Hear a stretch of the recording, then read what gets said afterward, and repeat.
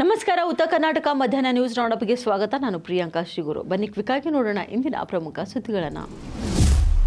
ಬೀದರ್ ಜಿಲ್ಲಾಧಿಕಾರಿ ಶಿಲ್ಪಾ ಶರ್ಮಾ ಅವರ ಇಡೀ ಅಧಿಕಾರಿಗಳ ತಂಡದೊಂದಿಗೆ ಬೀದರ್ ನಗರದ ವಿವಿಧ ಬಡಾವಣೆಗಳಿಗೆ ಭೇಟಿ ಕೊಟ್ಟು ಖುದ್ದು ಸಮಸ್ಯೆ ಪರಿಶೀಲಿಸಿ ಜನರ ಗೋಳು ಕೇಳಿದ್ದಾರೆ. ಇನ್ನು ನಗರದ ಹಡಪದ ಅಪ್ಪಣ್ಣ ವೃತ್ತದಿಂದ ಗುಂಪಾ ಸಿದ್ದರೂಢ ವೃತ್ತದವರೆಗಿನ ರಿಂಗ್ ರೋಡ್ ರಸ್ತೆ ಅತಿಕ್ರಮಣವಾಗಿದ್ದು ಅದನ್ನು ತೆರವುಗೊಳಿಸಿ ಸುಗಮ ವಾಹನ ಸಂಚಾರಕ್ಕೆ ಅನುವು ಮಾಡಿಕೊಡಬೇಕೆಂದು ವಿವಿಧ ಕಾಲೋನಿಯ ಜನ ಮಂಗಳವಾರ ಜಿಲ್ಲಾಧಿಕಾರಿ ಅವರನ್ನ ಭೇಟಿ ಮಾಡಿ ಮನವಿ ಸಲ್ಲಿಸಿದರು.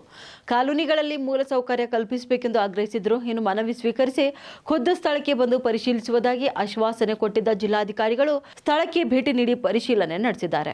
ಇನ್ನು ಗುಂಪಾ ರಿಂಗ್ ರಸ್ತೆಯಿಂದ ಹಡಪದ ಅಪ್ಪಣ್ಣ ವೃತ್ತದವರೆಗೆ ಕಾಲ್ನಡಿಗೆಯಲ್ಲಿ ತೆರಳಿ ಪರಿಶೀಲಿಸಿದ್ರು. ಕಟ್ಟಡಗಳ ಮಾಲೀಕರೊಂದಿಗೆ ಸಭೆ ನಡೆಸಿ ಇನ್ನು ಏನ್ ಮಾಡಬಹುದು ಎಂಬುದರ ಬಗ್ಗೆ ವರದಿ ಸಲ್ಲಿಸಬೇಕೆಂದು ಸ್ಥಳದಲ್ಲಿದ್ದ ಉಪ ವಿಭಾಗಾಧಿಕಾರಿ ಮೊಹಮ್ಮದ್ ಶಕೀಲ್ ಅವರಿಗೆ ಸೂಚಿಸಿದ್ರು.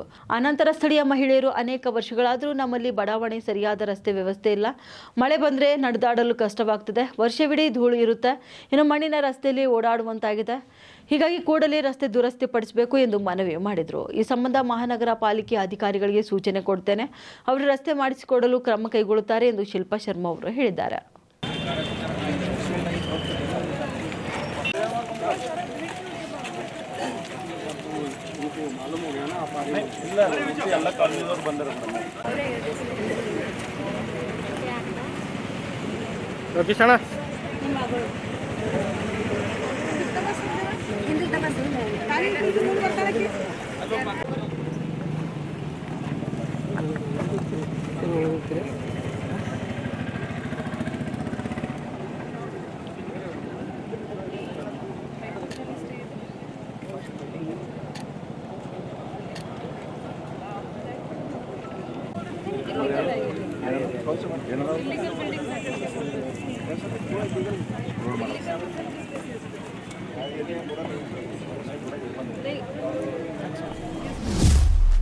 ಉತ್ತರ ಕರ್ನಾಟಕ ಸುದ್ದಿವಾಹಿನಿಯ ಬಿಗ್ ಇಂಪ್ಯಾಕ್ಟ್.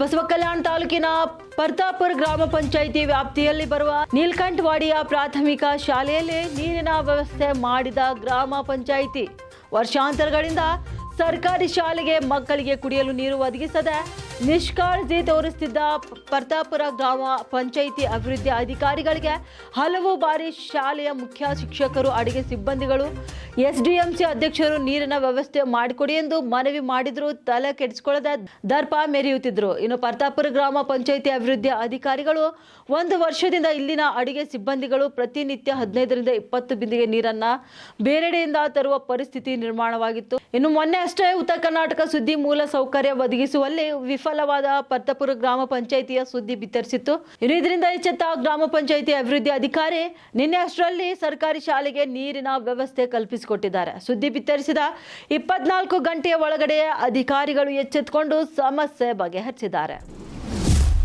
ಭಾಲ್ಕಿ ತಾಲೂಕಿನ ಉಚ್ಚ ಗ್ರಾಮದಲ್ಲಿ ಕಬ್ಬಿನ ಗದ್ದೆಗೆ ಬೆಂಕಿ ತಗುಲಿ ಲಕ್ಷಾಂತರ ರೂಪಾಯಿ ಮೌಲ್ಯದ ಕಬ್ಬಿನ ಬೆಳೆ ಸುಟ್ಟು ಹೋಗಿರುವ ಘಟನೆ ಸಂಭವಿಸಿದೆ.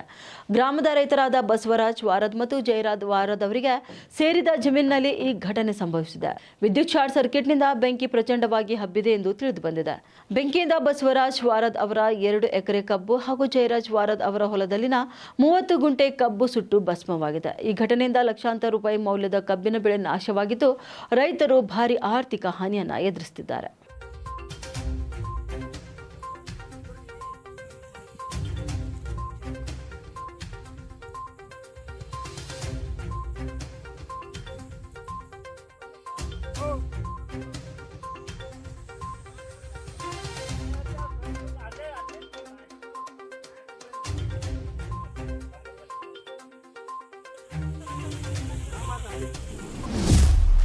ಕಲಬುರಗಿಯಲ್ಲಿ ಇತ್ತೀಚೆಗೆ ಅನುವಾದ ಸಾಹಿತ್ಯದಲ್ಲಿ ಬೂಕರ್ ಪ್ರಶಸ್ತಿ ಪಡೆದಿರುವ ದೀಪಾ ಭಾಸ್ತಿ ಅವರಿಗೆ ಪ್ರಾದೇಶಿಕ ಆಯುಕ್ತ ಜಹೀರಾ ನಸೀಂ ಮತ್ತು ಡಿಸಿಬಿ ಫೌಜಿಯಾ ತರನ್ನುಮ್ ಅವರು ಆತ್ಮೀಯವಾಗಿ ಸನ್ಮಾನಿಸಿ ಗೌರವಿಸಿದರು. 2 ದಿನಗಳ ಕಾಲ ವಿವಿಧ ಕಾರ್ಯಕ್ರಮದಲ್ಲಿ ಭಾಗವಹಿಸಲು ಕಲಬುರಗಿಗೆ ಆಗಮಿಸಿದ ದೀಪಾ ಭಾಸ್ತಿ ಅವರನ್ನ ಇಲ್ಲಿನ ಜಿಲ್ಲಾಧಿಕಾರಿಗಳ ಕೊಠಡಿಯಲ್ಲಿ ಫಲ ತಾಂಬೂಲ ಸ್ಮರಣಿಕೆ ನೀಡಿ ಗೌರವ ಸನ್ಮಾನ ಮಾಡಿದರು. ನಗರ ಪೊಲೀಸ್ ಆಯುಕ್ತ doctor SD Sharanappa, SP Adduru Srinivasulu, Kalaburagi ಉಪವಿಭಾಗದ ಸಹಾಯಕ ಆಯುಕ್ತೆ ಸಾಹಿತ್ಯ ಇಲ್ಲಿ ಉಪಸ್ಥಿತರಿದ್ದರು. ಸರ್ಕಾರಿ ಆಸ್ಪತ್ರೆಯ ಆವರಣದಲ್ಲಿ ಜನೌಷಧಿ ಕೇಂದ್ರವನ್ನು ಬಂದ್ ಮಾಡುವ ನಿರ್ಧಾರ ಕೈಗೊಂಡಿದ್ದ ರಾಜ್ಯ ಸರ್ಕಾರದ ಆದೇಶಕ್ಕೆ ಇದೀಗ ಹಿನ್ನಡೆಯಾಗಿದೆ. ರಾಜ್ಯ ಸರ್ಕಾರ ಆದೇಶವನ್ನು ಧಾರವಾಡ ಹೈಕೋರ್ಟ್ ಪೀಠ ರದ್ದುಗೊಳಿಸಿ ಮಹತ್ವದ ಆದೇಶ ಪ್ರಕಟಿಸಿದೆ. ಜನೌಷಧಿ ಅಂಗಡಿಯವರ ಲೀಸ್ ತಿಂಗಳು ಮುಗಿದ ಹಿನ್ನೆಲೆ ಅವರಿಗೆ ಸರ್ಕಾರಿ ಆಸ್ಪತ್ರೆ ಆವರಣದಿಂದ ಹೊರಗೆ ಔಷಧಿ ಅಂಗಡಿ ಇಡಲು ಸೂಚನೆ ನೀಡಲಾಗಿದೆ ಎಂದು ಸರ್ಕಾರಿ ವಕೀಲರು ವಾದಿಸಿದರು. ಜನೌಷಧಿ ಅಂಗಡಿಯಲ್ಲಿ ಕಡಿಮೆ ಬೆಲೆಗೆ ಹಣ ಪಾವತಿಸಿ ಔಷಧಿ ತೆಗೆದುಕೊಳ್ತಾರೆ. ಹೀಗಾಗಿ ಈ ಆದೇಶವನ್ನು ರದ್ದುಗೊಳಿಸಬೇಕು ಎಂದು ಅರ್ಜಿದಾರರ ಪರ ವಕೀಲರು ವಾದ ಮಂಡಿಸಿದರು. ಎರಡು ಕಡೆಯ ವಾದ ಆಲಿಸಿದ ನ್ಯಾಯಾಲಯವು 120 ಚದರ ಅಡಿ ಜಾಗದಲ್ಲಿ ಜನೌಷಧಿ ಇಟ್ಟು ಬಡವರಿಗೆ ಕಡಿಮೆ ಹಣದಲ್ಲಿ ಔಷಧಿ ನೀಡಿದರೆ ಏನು ಸಮಸ್ಯೆ? ಇನ್ನು ಜನೌಷಧಿ ಬಗ್ಗೆ ಯಾರಾದರೂ ದೂರು ಕೊಟ್ಟಿದ್ದಾರಾ? ಇನ್ನು ಬಸ್ ಕೂಡ ಉಚಿತ ಮಾಡಿ ಎಂದು ತಮಗೆ ಯಾರು ಹೇಳಿದ್ರು ಎಂದು ಪ್ರಶ್ನಿಸಿ ಸರ್ಕಾರವನ್ನ ತರಾಟೆಗೆ ತೆಗೆದುಕೊಂಡಿದ್ದಾರೆ. ಈ ಪ್ರಕರಣ ನ್ಯಾಯಾಲಯಕ್ಕೆ ಬರಬಾರ್ದಿತ್ತು. ಜನೌಷಧಿ ಅಂಗಡಿ ಇಡಲು ಅವಕಾಶ ಕೊಡದೇ ಇದ್ರೆ ಜನರ ಬಗ್ಗೆ ಸರ್ಕಾರಕ್ಕೆ ಕಾಳಜಿ ಇಲ್ಲ ಎಂದು ಕಾಣುತ್ತೆ ಎಂದು ಅಭಿಪ್ರಾಯಪಟ್ಟು ಸರ್ಕಾರದ ಆದೇಶವನ್ನ ರದ್ದು ಮಾಡಿದೆ. ಸಂಸತ್ತಿನಲ್ಲಿ ಚಳಿಗಾಲದ ಅಧಿವೇಶನ ಆರಂಭವಾಗಿದ್ದು ಚುನಾವಣಾ ಸುಧಾರಣೆಗಳ ಕುರಿತು ಚರ್ಚೆ ನಡೆಯುತ್ತದೆ. ವಿರೋಧ ಪಕ್ಷಗಳು ಎಸ್ಐಆರ್ ಬಗ್ಗೆ ಪ್ರಶ್ನೆಗಳನ್ನು ಎತ್ತುತ್ತಿವೆ. ಇನ್ನು ದೇಶದ ಪ್ರಧಾನಿ ಮತ್ತು ಮುಖ್ಯಮಂತ್ರಿಗಳನ್ನು ನುಸುಳುಕೋರರು ಆಯ್ಕೆ ಮಾಡುವುದಿಲ್ಲ, ಆದುದರಿಂದ ಎಸ್ಐಆರ್ ಅಗತ್ಯ ಎಂದು ಆಡಳಿತ ಪಕ್ಷ ವಾದಿಸುತ್ತಿದೆ. ಈ ಸಂದರ್ಭದಲ್ಲಿ ಕೇಂದ್ರ ಗ್ರಾಹಕ ವ್ಯವಹಾರಗಳ ಸಚಿವ ಪ್ರಹ್ಲಾದ್ ಜೋಶಿ ಅವರು ವಿಪಕ್ಷಗಳಿಗೆ ತಿರುಗೇಟು ಕೂಡ ನೀಡಿದ್ದಾರೆ. ಕಾಂಗ್ರೆಸ್ ಪಕ್ಷದಲ್ಲೇ ವಿಶೇಷ ತೀವ್ರ ಪರಿಷ್ಕರಣೆಯ ಅಗತ್ಯವಿದೆ ಎಂದು ಅವರು ತಿಳಿಸಿದ್ದಾರೆ. ಇನ್ನು ಕಾಂಗ್ರೆಸ್ ಪಕ್ಷದಲ್ಲಿ ರಾಜೀವ್ ಗಾಂಧಿ, ಇಂದಿರಾ ಗಾಂಧಿ, ಸೋನಿಯಾ ಗಾಂಧಿ, ಪ್ರಿಯಾಂಕಾ ಗಾಂಧಿ, ರಾಹುಲ್ ಗಾಂಧಿ ಹೀಗೆ ಬರೀ ನಕಲಿ ಗಾಂಧಿಗಳದ್ದೇ ಅಧಿಕಾರ ಮುಂಚೂಣಿಯಲ್ಲಿದೆ. ಹಾಗಾಗಿ ಕಾಂಗ್ರೆಸ್ ಪಕ್ಷದೊಳಗೆ ಮೊದಲು ಎಸ್ಐಆರ್ ನಡೆಯಬೇಕಾಗಿದೆ ಎಂದು ಜೋಶಿ ಹೇಳಿಕೊಂಡಿದ್ದಾರೆ. ಕಾಂಗ್ರೆಸ್ ಪಕ್ಷದೊಳಗೆ ವಿಶೇಷ ತೀವ್ರ ಪರಿಷ್ಕರಣೆಯ ಅವಶ್ಯಕತೆ ಇದೆ.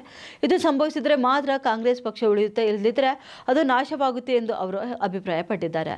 ಲೋಕಸಭೆಯಲ್ಲಿ ವಿಷಯದ ಬಗ್ಗೆ ಗೃಹ ಸಚಿವ ಅಮಿತ್ ಶಾ ಕಾಂಗ್ರೆಸ್ ಪಕ್ಷವನ್ನು ತೀವ್ರವಾಗಿ ಟೀಕಿಸಿದ ಸಂದರ್ಭದಲ್ಲಿ ಕೇಂದ್ರ ಸಚಿವ ಪ್ರಹ್ಲಾದ್ ಜೋಶಿ ಅವರ ಹೇಳಿಕೆ ಬಂದಿದೆ. ಇನ್ನು ಲೋಕಸಭೆಯಲ್ಲಿ ಚುನಾವಣಾ ಸುಧಾರಣೆಗಳ ಕುರಿತು ನಡೆದ ಚರ್ಚೆಯು ಆ ಒಂದು ಸಂದರ್ಭದಲ್ಲಿ ಮಾತನಾಡಿದ ಗೃಹ ಸಚಿವರು ಇನ್ನು ರಾಹುಲ್ ಗಾಂಧಿ ಅವರ ಇತ್ತೀಚಿನ 3 ಪತ್ರಿಕಾಗೋಷ್ಠಿಗಳನ್ನು ಉಲ್ಲೇಖಿಸಿ ಚುನಾವಣಾ ಆಯೋಗದ ವಿರುದ್ಧ ಅವರು ಮಾಡಿರುವ ಆರೋಪಗಳನ್ನು ಸುಳ್ಳು ಎಂದು ತಳ್ಳಿಹಾಕಿದ್ದಾರೆ. ಯಕ್ಷಗಾನ ಕಲಾವಿದರಲ್ಲಿ ಬಹುತೇಕರು ಸಲಿಂಗಿಗಳಾಗಿರ್ತಿದ್ರು. ಅಲ್ಲಿ ಅಂತಹ ಅನಿವಾರ್ಯತೆ ಇತ್ತು ಎಂದು ಹೇಳಿದ್ದ ಕನ್ನಡ ಅಭಿವೃದ್ಧಿ ಪ್ರಾಧಿಕಾರದ ಅಧ್ಯಕ್ಷ ಪುರುಷೋತ್ತಮ್ ಬಿಳಿಮೆಲೆ ಅವರ ಹೇಳಿಕೆ ವಿಧಾನಸಭೆಯಲ್ಲೂ ಪ್ರತಿಧ್ವನಿ ಎಬ್ಬಿಸಿದೆ. ಗಮನ ಸೆಳೆಯುವ ಸೂಚನೆ ವೇಳೆ ಈ ಬಗ್ಗೆ ಕಾರ್ಕಳ ಶಾಸಕ ಸುನಿಲ್ ಕುಮಾರ್ ಪ್ರಸ್ತಾಪಿಸಿದ್ದು, ಬಿಳಿಮಲೆ ಅವರ ವಿರುದ್ಧ ಕ್ರಮ ಕೈಗೊಳ್ಳುವಂತೆ ಆಗ್ರಹಿಸಿದ್ದಾರೆ. ಜೊತೆಗೆ ನೋಟಿಸ್ ಕೊಟ್ಟು ಸ್ಪಷ್ಟನೆ ಪಡೆಯಬೇಕೆಂದು ಸರ್ಕಾರವನ್ನು ಒತ್ತಾಯಿಸಿದ್ದಾರೆ. ಇನ್ನು ಮತ್ತೊಂದೆಡೆ ಕನ್ನಡ ಅಭಿವೃದ್ಧಿ ಪ್ರಾಧಿಕಾರದ ಅಧ್ಯಕ್ಷ ಸ್ಥಾನದಿಂದ ಪುರುಷೋತ್ತಮ್ ಬಿಳಿಮೆಲೆ ಅವರನ್ನು ವಜಾ ಮಾಡುವಂತೆ ಬೆಳ್ತಂಗಡಿ ಶಾಸಕ ಹರೀಶ್ ಪೂಂಜಾ ಮತ್ತು ಮಂಗಳೂರು ದಕ್ಷಿಣ ಶಾಸಕ ವೇದವ್ಯಾಸ್ ಕಾಮತ್ ಆಗ್ರಹ ವ್ಯಕ್ತಪಡಿಸಿದ್ದಾರೆ. ಈ ವೇಳೆ ನೋಟಿಸ್ ಕೊಟ್ಟು ವಿವರಣೆ ಕೇಳುವಂತೆ ಸರ್ಕಾರಕ್ಕೆ ಸ್ಪೀಕರ್ ಯುಟಿ ಖಾದರ್ ಸೂಚನೆ ನೀಡಿದ್ರು. ಇನ್ನು ಮುಂದೆ ಯಾರು ಆಕ್ಷೇಪಾರ್ಹ ಹೇಳಿಕೆ ಕೊಡದಂತೆ ಕ್ರಮ ಕೈಗೊಳ್ಳುವುದಾಗಿ ಕನ್ನಡ ಮತ್ತು ಸಂಸ್ಕೃತಿ ಇಲಾಖೆ ಸಚಿವ ಶಿವರಾಜ್ ತಂಗಡಗಿ ಭರವಸೆ ಕೂಡ ನೀಡಿದ್ದಾರೆ. ಇನ್ನು ಮೈಸೂರಿನ ಮಾನಸ ಗಂಗೋತ್ರಿ ಪ್ರಸಾರಾಂಗದಲ್ಲಿ ನಡೆದ ಕೃತಿಗಳ ಬಿಡುಗಡೆ ಕಾರ್ಯಕ್ರಮದಲ್ಲಿ ಮಾತನಾಡಿದ ಪುರುಷೋತ್ತಮ್ ಬಿಳಿಮಲೆ ವಿವಾದಾತ್ಮಕ ಹೇಳಿಕೆ ನೀಡಿದರು. ಇನ್ನು ಸತ್ಯವನ್ನ ಹೇಳಲು ಹಿಂಜರಿಯಬಾರದು. ಯಕ್ಷಗಾನ ಕಲಾವಿದರು ಮೇಳಕ್ಕೆಂದು 6 ರಿಂದ 8 ತಿಂಗಳು ತಿರುಗಾಟದಲ್ಲಿ ಇರುವುದರಿಂದ ಅವರಿಗೆ ಯಾರು ಹೆಣ್ಣು ಕೊಡ್ತಿರಲಿಲ್ಲ. ಅಲ್ಲಿನ ಸ್ತ್ರೀ ವೇಷಧಾರಿಗಳು ಕೂಡ ಒತ್ತಡದಲ್ಲಿರ್ತಿದ್ರು. ಅವರ ಮೇಲೆ ಇತರರಿಗೆ ಮೋಹವೇ ಇರ್ತಿತ್ತು. ಇನ್ನು ಸ್ತ್ರೀ ವೇಷದ ಕಲಾವಿದ ಏನಾದರೂ ಸಲಿಂಗ ಕಾಮ ನಿರಾಕರಿಸಿದ್ರೆ ಭಾಗವತರು ಮರುದಿವಸ ಅವರಿಗೆ ಪದ್ಯವನ್ನೇ ಕೊಡ್ತಿರಲಿಲ್ಲ. ಆ ಮೂಲಕ ರಂಗಭೂಮಿ ಮೇಲೆ ಅವನ ವಿರುದ್ಧ ಸೇಡು ತೀರಿಸಿಕೊಳ್ಳಲಾಗ್ತಿತ್ತು ಎಂದು ಅವರು ತಿಳಿಸಿದರು. ಬೆಳಗಾವಿಯಲ್ಲಿ ನಡೆಯುತ್ತಿರುವ ಚಳಿಗಾಲದ ಅಧಿವೇಶನದ ನಡುವೆ ಕಾಂಗ್ರೆಸ್ ಪಕ್ಷದಲ್ಲಿ ಡಿನ್ನರ್ ಪಾಲಿಟಿಕ್ಸ್ ಮುಂದುವರೆದಿದೆ. ಮಾಜಿ ಶಾಸಕ ಫಿರೋಜ್ ಸೇಠ್ ಅವರ ನಿವಾಸದಲ್ಲಿ ಬುಧವಾರ ರಾತ್ರಿ ನಡೆದ ಭೋಜನ ಕೂಟದಲ್ಲಿ ಮುಖ್ಯಮಂತ್ರಿ ಸಿದ್ದರಾಮಯ್ಯನವರ ಆಪ್ತ ವಲಯದ ಸಚಿವರು ಹಾಗೂ ಶಾಸಕರು ಭಾಗವಹಿಸಿದ್ದಾರೆ. ಸಭೆಯಲ್ಲಿ ಸ್ಪೀಕರ್ ಯುಟಿ ಖಾದರ್, ಸಚಿವರಾದ ಜಮೀರ್ ಅಹಮದ್ ಖಾನ್, ರಹೀಂ ಖಾನ್, ಮಹದೇವಪ್ಪ, ಭೈರತಿ ಸುರೇಶ್, ಸತೀಶ್ ಜಾರಕಿಹೊಳಿ ಹಾಗೂ ಶಾಸಕರಾದ ಖನೀಜ್ ಫಾತಿಮಾ, ಪ್ರಸಾದ್ ಅಬ್ಬಯ್ಯ, ಆಸಿಫ್ ಸೇಠ್, ಅಶೋಕ್ ಪಟ್ಟಣ್, ರಿಜ್ವಾನ್ ಅರ್ಷದ್, ಎಂಎಲ್ಸಿ ಸಲೀಂ ಅಹಮದ್ ಸೇರಿದಂತೆ ಹಲವು ನಾಯಕರು ಭಾಗವಹಿಸಿದ್ದಾರೆ. ಇನ್ನು ಈ ಡಿನ್ನರ್ ಮೀಟಿಂಗ್ಗೆ ಉಪಮುಖ್ಯಮಂತ್ರಿ ಡಿಕೆ ಶಿವಕುಮಾರ್ ಅವರಿಗೂ ಆಹ್ವಾನ ನೀಡಲಾಗಿತ್ತು. ಆದರೆ ಅನಿವಾರ್ಯ ಕಾರಣಗಳಿಂದ ಅವರು ಭಾಗವಹಿಸಲಿಲ್ಲ ಎಂದು ಫಿರೋಜ್ ಸೇಠ್ ತಿಳಿಸಿದ್ದಾರೆ. ಡಿಕೆ ಶಿವಕುಮಾರ್ ಬಣದ ಯಾವ ನಾಯಕರು ಸಭೆಯಲ್ಲಿ ಕಾಣಿಸಿಕೊಳ್ಳದಿರುವುದು ಪಕ್ಷದೊಳಗಿನ ಗುಂಪುಗಾರಿಕೆಯ ಕುರಿತು ಮತ್ತೆ ಚರ್ಚೆ ಹುಟ್ಟಾಕಿದೆ. ಇನ್ನು ಅಲ್ಪಸಂಖ್ಯಾತ ನಾಯಕರು ಸಿದ್ದರಾಮಯ್ಯನವರೇ ನಮ್ಮ ನಾಯಕರು ಎಂದು ಸ್ಪಷ್ಟಪಡಿಸಿ ಮುಂದಿನ ರಾಜಕೀಯ ನಡೆಗಳ ಬಗ್ಗೆ ಚರ್ಚಿಸಿದ್ದಾರೆ ಎಂದು ಮೂಲಗಳು ತಿಳಿಸಿವೆ. ಉಕ್ರೇನ್ ಅಧ್ಯಕ್ಷ ವ್ಲಾಡಿಮಿರ್ ಝೆಲೆನ್ಸ್ಕಿ ಯುದ್ಧದ ಬಗ್ಗೆ ವಾಸ್ತವಿಕವಾಗಿರಬೇಕು ಎಂದು ಅಮೆರಿಕ ಅಧ್ಯಕ್ಷ ಡೊನಾಲ್ಡ್ ಟ್ರಂಪ್ ಹೇಳಿದ್ದಾರೆ. ರಷ್ಯಾ ಜೊತೆ ಶಾಂತಿ ಒಪ್ಪಂದ ಮಾಡಿಕೊಳ್ಳುವಂತೆ ಒತ್ತಡ ಹೇರುತ್ತಿರುವ ಟ್ರಂಪ್ ಇದೇ ವೇಳೆ ಉಕ್ರೇನ್ ವಿರುದ್ಧ ತಮ್ಮ ವಾಗ್ದಾಳಿ ತೀವ್ರಗೊಳಿಸಿದ್ದಾರೆ. ಉಕ್ರೇನ್ ತನ್ನ ಮುಂದಿನ ಚುನಾವಣೆಗಳನ್ನು ಯಾವಾಗ ನಡೆಸಲು ಉದ್ದೇಶಿಸಿದೆ ಎಂದು ಅವರು ಪ್ರಶ್ನೆ ಮಾಡಿದ್ದಾರೆ. ರಷ್ಯಾ ಹಾಗೂ ಉಕ್ರೇನ್ ಯುದ್ಧ ನಿಲ್ಲಿಸಲು ಶತಯುಗತಾಯ ಪ್ರಯತ್ನ ಮಾಡುತ್ತಿರುವ ಅಮೆರಿಕ ಅಧ್ಯಕ್ಷರು ಫ್ರಾನ್ಸ್, ಜರ್ಮನಿ ಮತ್ತು ಯುನೈಟೆಡ್ ಕಿಂಗ್ಡಮ್ ನಾಯಕರೊಂದಿಗೆ ಈ ಬಗ್ಗೆ ಫೋನ್ ಸಂಭಾಷಣೆ ನಡೆಸಿದ್ದಾರೆ. ದೂರವಾಣಿ ಕರೆಗಳ ಬಳಿಕ ಟ್ರಂಪ್ ಈ ಹೇಳಿಕೆ ನೀಡಿದ್ದಾರೆ. ಇನ್ನು ಟ್ರಂಪ್ ಪ್ರಕಾರ ಯುರೋಪಿಯನ್ ನಾಯಕರು ಈ ವಾರಾಂತ್ಯದಲ್ಲಿ ಅಮೆರಿಕ ಮತ್ತು ಯುಕ್ರೇನ್ ಎರಡರೊಂದಿಗೂ ಕೂಡ ಜಂಟಿ ಸಭೆ ನಡೆಸಬೇಕು ಎಂದು ಬಯಸುತ್ತಿದ್ದಾರೆ. ಈ ವಾರಾಂತ್ಯದಲ್ಲಿ ಯುರೋಪಿಯನ್ ಒಕ್ಕೂಟದ ನಾಯಕರು ನಮ್ಮಿಬ್ಬರೊಂದಿಗೆ ಸಭೆ ನಡೆಸಲು ಬಯಸುತ್ತಿದ್ದಾರೆ ಹಾಗೂ ಅವರು ಯಾವ ನಿಲುವು ವ್ಯಕ್ತಪಡಿಸುತ್ತಾರೆ ಎಂಬುದರ ಮೇಲೆ ನಮ್ಮ ನಿರ್ಧಾರ ಇರಲಿದೆ ಎಂದು ಟ್ರಂಪ್ ಸ್ಪಷ್ಟನೆ ನೀಡಿದ್ದಾರೆ. 2022ರಲ್ಲಿ ರಷ್ಯಾದ ಆಕ್ರಮಣದೊಂದಿಗೆ ಪ್ರಾರಂಭವಾದ ಸಂಘರ್ಷವನ್ನು ಕೊನೆಗೊಳಿಸುವ ಗುರಿಯನ್ನ ಹೊಂದಿರುವ ಶಾಂತಿ ಪ್ರಸ್ತಾಪವನ್ನು ಪರಿಗಣಿಸುವಂತೆ ಝೆಲೆನ್ಸ್ಕಿ ಮೇಲೆ ಟ್ರಂಪ್ ಅವರು ಒತ್ತಡ ಹೇರುತ್ತಲೇ ಇದ್ದಾರೆ. ಆದರೆ ಈ ಬಗ್ಗೆ ಝೆಲೆನ್ಸ್ಕಿ ನಿರ್ಧಾರ ತೆಗೆದುಕೊಳ್ಳಲು ವಿಳಂಬ ಮಾಡುತ್ತಿರುವ ಹಿನ್ನೆಲೆಯಲ್ಲಿ ಅಮೆರಿಕ ಅಧ್ಯಕ್ಷ ಈ ಹೇಳಿಕೆಗಳು ಬಂದಿವೆ. ಇವಾಗಿದು ಇಂದಿನ ಮಧ್ಯಾಹ್ನ ರೌಂಡಪ್. ಮತ್ತೆ ಭೇಟಿಯಾಗೋಣ ಮುಂದಿನ ರೌಂಡಪ್ನಲ್ಲಿ. ನಮಸ್ಕಾರಗಳು.